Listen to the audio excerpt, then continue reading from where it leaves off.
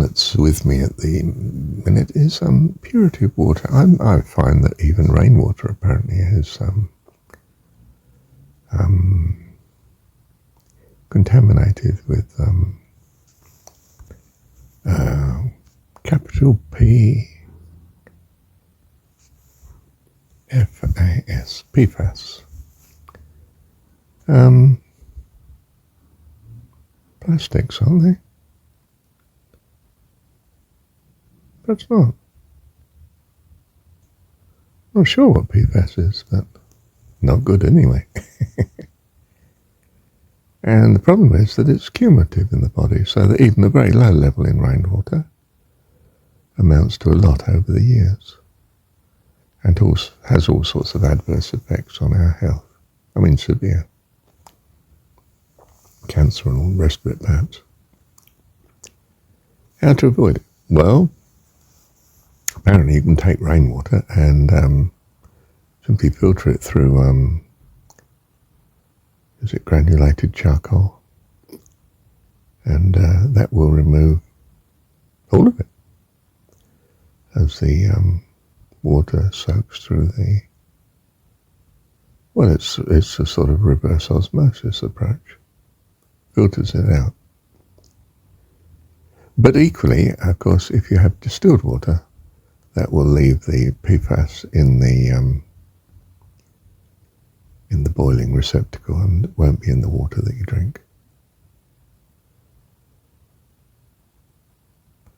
And I was thinking, well, in times of great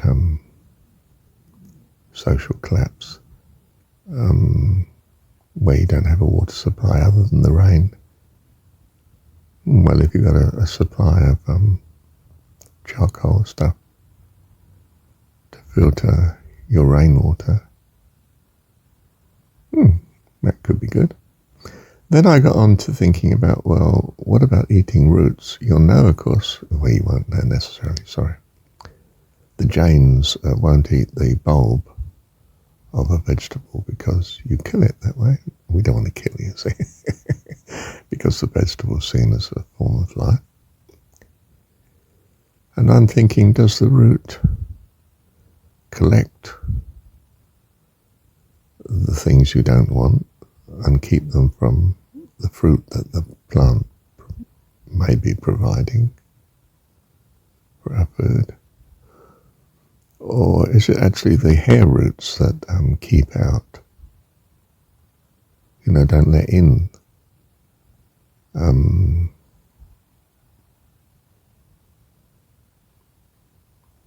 these particles of PFAS?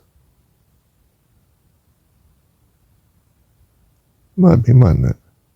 So that the bulb itself is free of such. I suspect in their loving kindness, the Jains are onto something when they don't kill the plant by eating its productive process as opposed to its fruit. I'm not sure if Jains are entirely fruitarian, but they must be pretty close to it. Since they are alive, they do eat, and I think they're even cautious of eating the leaves. I'm not sure. But certainly not the bulb. They won't eat onions and that sort of thing anyway, but they won't eat carrots and potatoes. And potatoes are not terribly good for you. In fact, they're a very good source of vitamin C, but they don't have much of the nourishment of other foods. And even perhaps something like the spinach beet. Sorry, not the spinach beet, but beetroot, the red stuff, the stuff that people ruin by soaking it in vinegar, but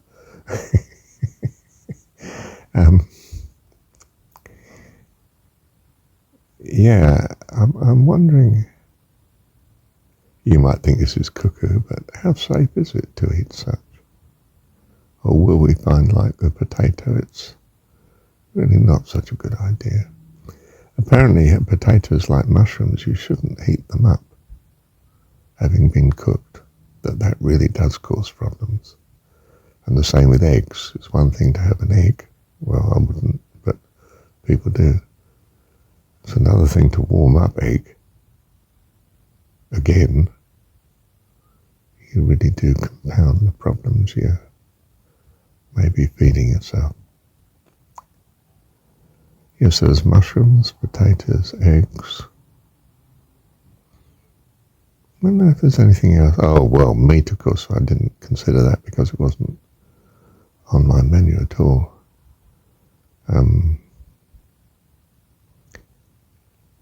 Yeah, and no doubt fish.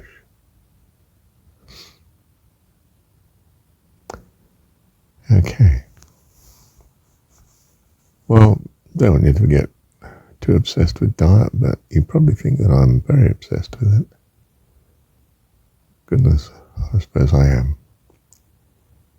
I mean, you wouldn't put the wrong fuel in the car, would you? You know, put diesel in by mistake or petrol in by mistake because it's a diesel engine. I mean,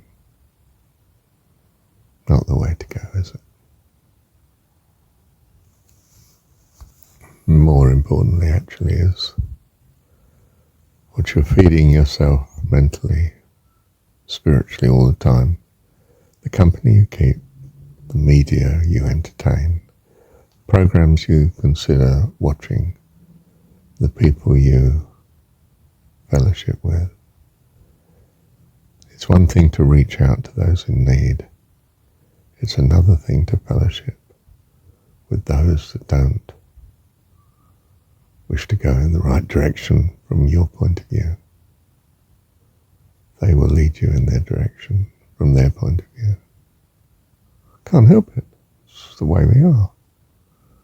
We are the influence that we are. Choose you this day whom you'll fellowship and what you'll fellowship with, what you read and what you spend your time on.